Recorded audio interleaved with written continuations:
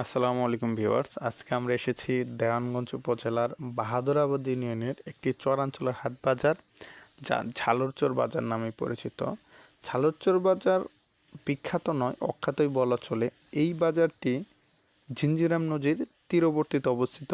এই বাজারের পশ্চিম পাশেই দুটি নদীর মোহনা রয়েছে। একটি হচ্ছে ব্রহ্মপুত্র নদী, অপরটি হচ্ছে ঝিঞ্জিরাম নদী।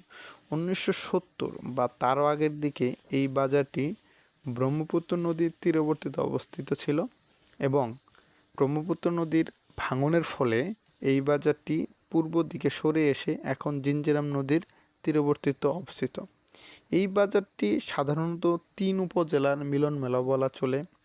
দেওয়ানগঞ্জ, বকশীগঞ্জ সহ রংপুর বিভাগের গাইবান্ধা জেলার ফুলছড়ি থানার হাজার হাজার মানুষ এখানে বাজার করতে আসে। এই বাজারটি মূলত কৃষিপ্রধান বাজার। এখানে সপ্তাহে 2 দিন, সোমবার ও বৃহস্পতিবার হাটবার বলা হয়। এখানে শাকসবজি সহ নিত্য প্রয়োজনীয় জিনিস, ফলমূল, সকল কৃষিপণ্য বেচাকেনা করা যায়। এ বাজারটি নদী কেন্দ্রিক হওয়াতে নদীর চরের মানুষেরা নৌকাতে করে এসে বাজার করে নিয়ে যেতে পারে। তাছাড়া এই ঝালরচর বাজারটি পশু হাটের জন্য বিখ্যাত। কুরবানির ঈদ ছাড়াও এই বাজারে গরু, ছাগল, ভেড়া, মহিষ বিক্রি হয়।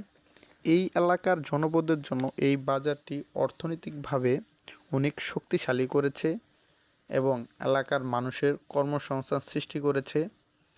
সকলেই ধন্যবাদ আমার পাশে থাকার জন্য। আশা করি আমার সাথেই থাকবেন।